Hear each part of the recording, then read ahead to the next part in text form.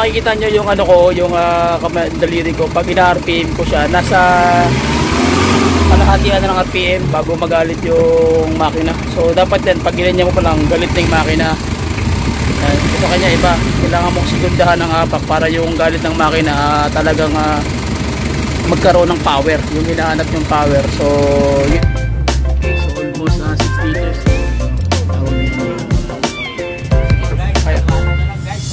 Shout out sa ating 5W40. So isa.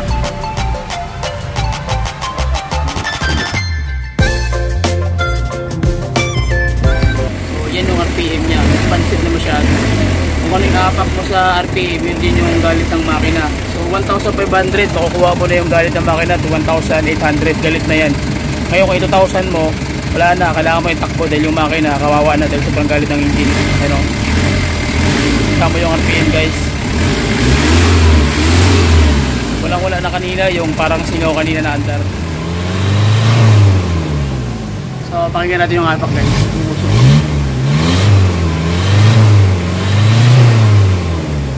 Okay, wala lang usok, panalo na araw guys. Another client naman tayo na Nissan Vaney.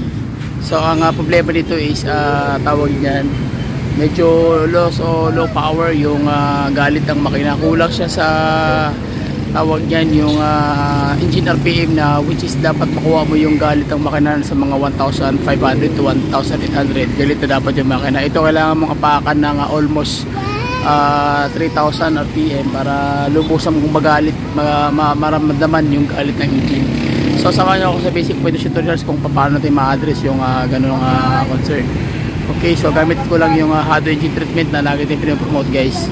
Okay, so tara, let's go. Pakinggan natin yung engine ko, anong kalalabas natin. Okay, so tinanggal na namin yung ano guys, kasi surplus ito. Tinanggal na namin yung upuan dahil bumabangga dito, hindi natin mabuksan.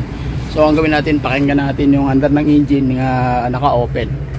Okay, so pakinggan natin, start. So makikita nyo guys, wala siyang RPM. So ang gagawin na natin, papakiramdaman natin yung under ng engine, accelerate. Ayan yung maramdaman nyo yung ano, yung ugong ng makina at yung puwersa ng makina kung gaano kalakas. Okay, kung gaano siya tawag yan, low power yung galit ng engine ng kanyang ano, pinaka RPM. Oh. Ganyan yun, mataas na yung ano yan.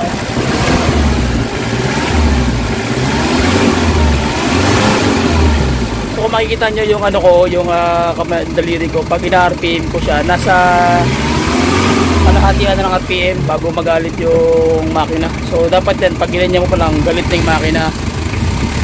Sa kanya iba, kailangan mong sigundahan ng apak para yung galit ng makina talagang magkaroon ng power, yung hinahanap yung power. So yun ang kukunin natin na wala tayong ibang gagawin kundi technology lang, siya na bahala sa loob. So po yung Hado engine treatment at yung Hado atomic oil. Ayan o. So gagawin natin yan guys, papalakasin natin yung makina gamit natin yung Hado engine treatment. Tapos ngayon gagawin naman natin, mag-change oil tayo para makita natin kung ano kalalabasan. Okay, so sige, yan yung before oh. So power siya, halos pag full throttle bago magalit ng makina. So sige, address natin yan ang may-ari. Shoutout sir sa iyo ang may-ari guys, nagitiwala sa atin dito. Okay, so una natin gagawin guys, yung oil filter kailangan din magpalit. So magpapalit tayo ng oil nyan. So yung lumang oil tatanggalin natin. So ipapalit natin yung Hado atomic oil tsaka yung Hado engine treatment. So isang set po yan yung ilalagay natin at ihalo mismo sa loob ng makina at mismo rin doon sa fuel tank na tatlong 250 ml na Hado fuel extreme economy, 500 ml na Hado engine treatment concentrated. Okay, so tara, palit tayo ng oil guys and then dire-diretso tayo. Okay guys, so ito yung ilalagay natin.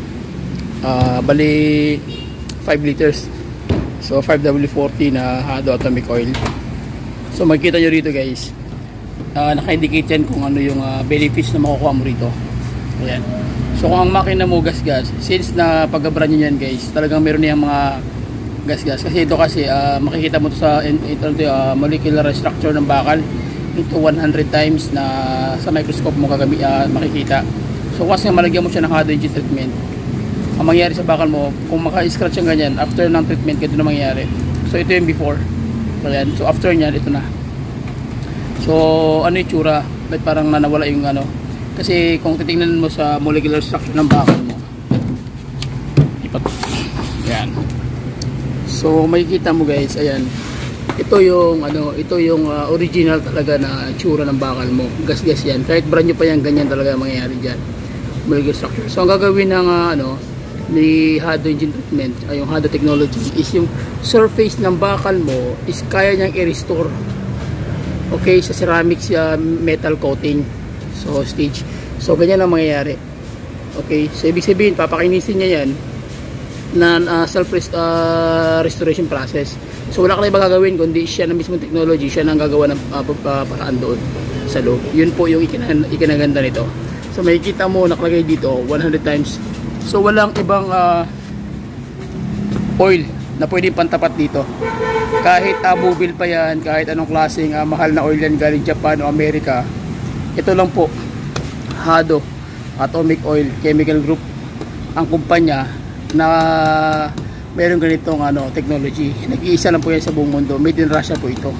Okay, so wala po kayong pwede pang tapat dito. Ako na po nagsasabi sa inyo na ito lang po talaga yung produkto na napopromote natin sapagkat ito ay pinakamagandang klaseng oil.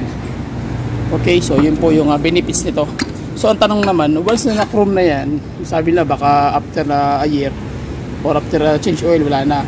Once na nilagay mo yung treatment dito, ang mangyayari hindi na po yung matatanggal kasi nakadikit na po yan. So kaya niya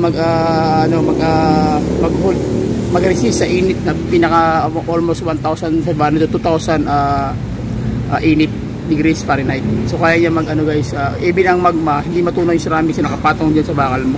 Ganun po ka nito, yung endurance ng kanyang ng ceramics metal. Hindi niya kayang tawag yan sulugin. Yun po yung ikinaganda nito. And then after that guys, yung ilalagay natin na treatment is isang set na Hado super concentrated na Hado engine treatment. Sa engine oil natin ilalagay yan. Tapos ito namang tatlo na Hado fuel extreme economy, ang ilalagay naman natin doon sa kanyang tawag yan sa kanyang fuel tank. Okay, so sa nag-order sa akin, ang bintahan po niyan, naglalaro po ito ng 5,750. Yung isang set ng Hado engine treatment, ito po yun. So comment lang kayo. So magre-reply lang tayo guys sa ating FB page. Okay, so sige, ito yung lalagay natin. Mag-change tayo ng oil and then mag-change tayo ng oil filter. Okay, so sige, tingnan natin kung anong kalalabasan. Okay, so almost 6 liters yung bawas ng oil. So magkakabit na tayo ng bago guys. Ayan, wala na siyang oil filter, pati yung drain na natin. Okay, so magpapalit tayo ng oil, tsaka yung oil filter palitan tayo. Ito yung ipapalit natin. So sa basic pointers pa rin, kayo ng magtatanggal kayo ng oil filter. Kung maaari meron kayong tools para safe yung yung puwet ng filter. Pwede naman yung rubber or yung belt, pero mas maganda yung meron kayong tools para sureball talaga. Okay, so kapit natin guys, tapos takpan na natin para mag-change oil na tayo. Okay, so ito yung sasabi ko sa inyo guys, kung kayo, kailangan meron kayong tools para hindi masira yung tawag niyan yung oil filter. Kasi pag masira yan, papangit yung tsura ng yun po yung tip. Okay, so okay na rin yan, nakbang ko na. So mag-equip na tayo. Okay, so ayan na, complete na siya. So lagyan tayo ng oil, Hado Atomic Oil, tsaka yung Hado treatment. Okay, okay, so ayan na guys, maglalagay na tayo ng Hado Atomic Oil. Sige, guys, hado na lang guys, hado. Shout out sa ating yung may-ari, yung unit owner. Yan guys, ilalagay na natin yung bali 6 liters to guys ang ilalagay natin. Ito pala yun? 5 litro to, marami to Kami tatlo lang. Ayan o, Hado oil, 5W40. So sa mga nag-order, 1,250 po yung natin, isang liter kasi yan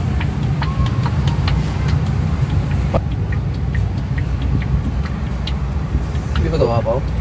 Hindi hapaw yun.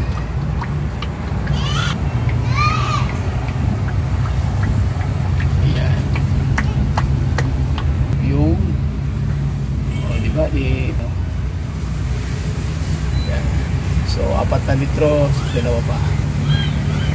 Laki-laki no? So, lagyan na naman tayo ng isa.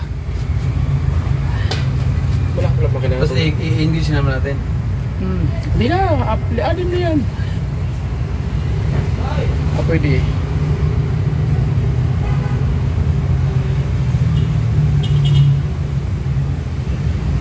Mabango yung kamay, no? May bango. Ayan guys. May pera. Okay, so pang-anim na. So, 6 na litro lang itong Mazda Banit. Bango, no? Bango ng oil guys. Amoy ano, kulong. Yun. Tapos sunod natin ilalagay yung hado engine treatment na. Halo na. Okay, so yan, ihahalo na natin. Para na siyang honey. Okay.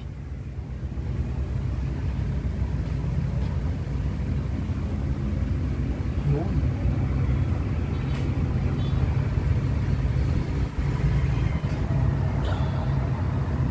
Ayan siya guys. Ito talaga ng ano, gasolina. Ayan. Tapos okay na. So sunod naman doon tayo sa fuel tank.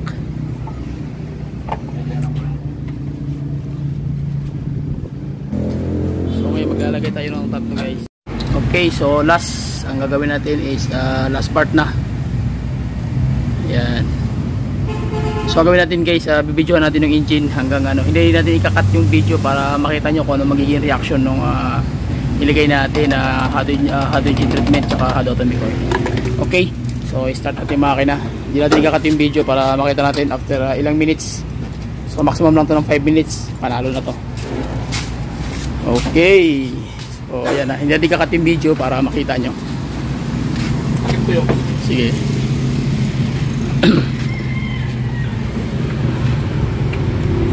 Okay. Yan. Sige, start mo makakala eh. Okay. So, start natin. Ano ba yun? Yan. Tingnan mo. Okay. Ayan. Start. So, gawin natin. Hindi natin kakat yung video guys. Mga 4 to 5 minutes. Harap naman natin kung ano yung magbabago nung before tsaka after. So, walang katang video para makita nyo kung anong kalalabasan.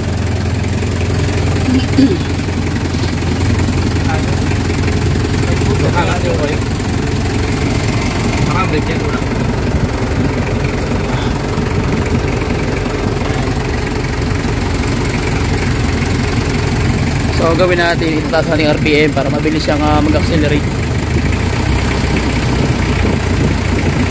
Kailangan uminit yung ano, yung makina. So wala pa siyang 1 minute, 2 minutes pala.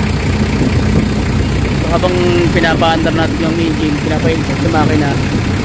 So basic pointers lang kasi sa inyo. Yung hado engine treatment kasi guys, pag once na nakadikit na yan doon sa engine wall, sa mismo sa may metallurgy ng bakal mo, yung atomic metal structure niya, ang gagawin niya dyan is i-chrome niya yun, yung mga sinabi ko kanina ng mga gas-gas na makikita lang sa microscope. So ang gagawin niya, i-chrome niya yun to carbon metal, ceramics metal.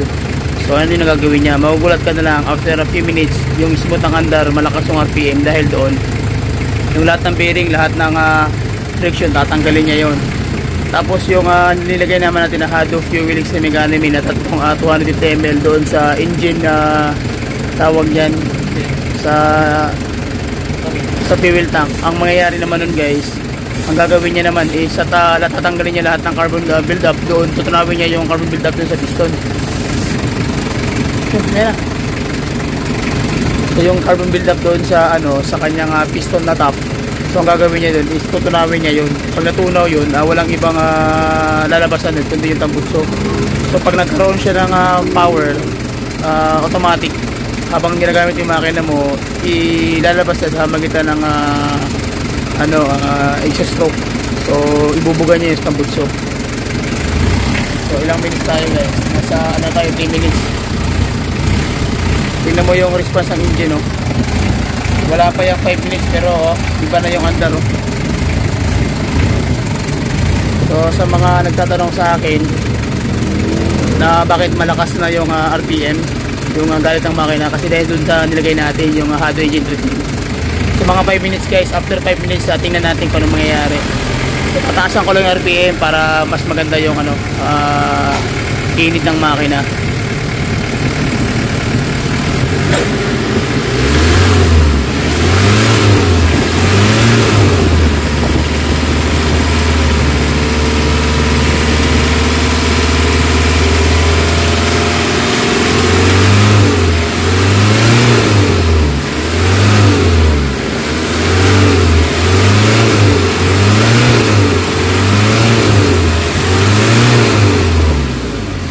Kanina hindi pa natin nalagyan, ang nangyari parang bakla yung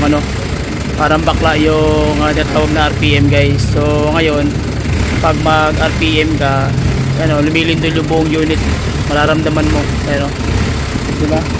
Yung buong unit lumilindol, ibig sabihin yung RPM na makina malakas. So pitik lang yun, oh. Kung ano yung pitik ng kamay mo, ganun din yung response ng engine, so ibig sabihin hindi na siya delay. So kanina kasi yung galit niya para siyang singaw na na sabog ng makina sa loob, parang singaw. Pero ngayon yung response ng makina pag inapakan mo yung accelerator, iba na yung responsive na siya. Ayan, oh. Kita mo.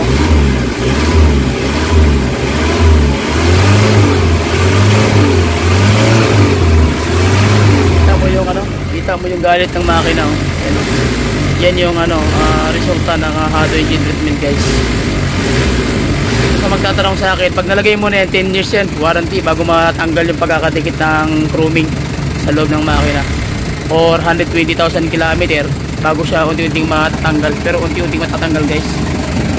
Yan yung RPM. So yan yung RPM nya, responsive na masyado. Kung ano yung apak mo sa RPM, yun din yung galit ng makina. So 1,500, makukuha mo na yung galit ng makina to 1,800, galit na yan. Ngayon kung 2,000 mo, wala na, kailangan mo yung takbo dahil yung makina kawawa na dahil sobrang galit ng engine. Tama yung RPM guys. Wala na kanina yung parang singaw kanina na andar. So yun lang. So sa mga katanong sa akin kung paano mag-order, comment na kayo sa section comment section guys. Makikita nyo yung mag-reply tayo dyan about dun sa paano siya mag-ano. So magkatanong sa akin, ang hot engine treatment na presyo is 5,750. Kasama na po dyan yung shipping fee. Okay, tapos yung oil, bukod po yung oil, bali yung oil is 1,250 ang isang litro. So yun po yung presyo niyan.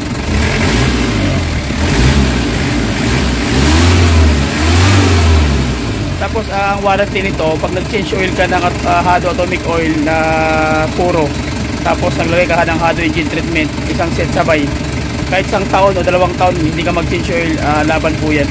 Yun po yung magbibigay ko na warranty, especially sa mga nag-order online. Isang taon hanggang 2 taon, hanggat yung oil mo tumatakbo pa sa dipstick, huwag ka mag-change oil, laban po yan. Yan po yung ginagarantiyan natin sa mga customer natin. Okay, so 1 year to 2 years po ang ating ang warranty natin. Ganyan po natin na inaano yung Hado. Okay? So almost 7 minutes tayo guys. So hindi natin kinat yung video, walang cut ang video. Pakiramdaman ulit natin yung RPM, ano na response.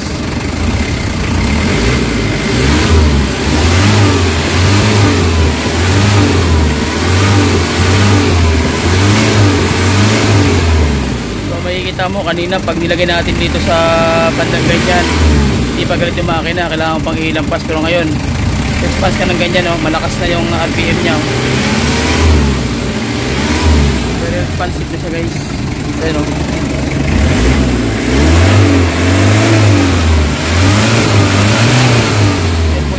yan po yung hinahanap nyo na galit ng makina. So dito lang yan sa Hado engine treatment natin makukuha. Okay, so ano pa ginagawa mo? Umorder ka na. Okay, so sige, yun lang guys. Maraming salamat sa inyo. So shoutout sa may-ari. Sir, shoutout sir. So ano masabi mo sir? Ayos. Ayos guys. Dito na yan sa Makar Highway, Labangal. Nasa highway lang tayo. So taga Jensan, pwede na kayong punta rito. So 5,550 ang isang hard engine treatment for 5,500 plus price. Okay? So sige. Tsaka yung usok, sabi ng may-ari, nawala daw yung usok. Sige daw. Ba't mausok lang ito ka nakaraan?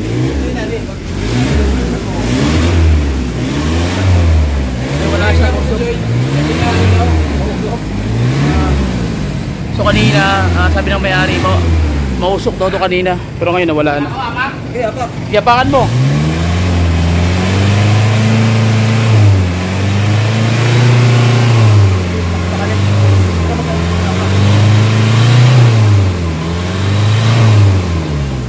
So pakinggan natin yung apak guys.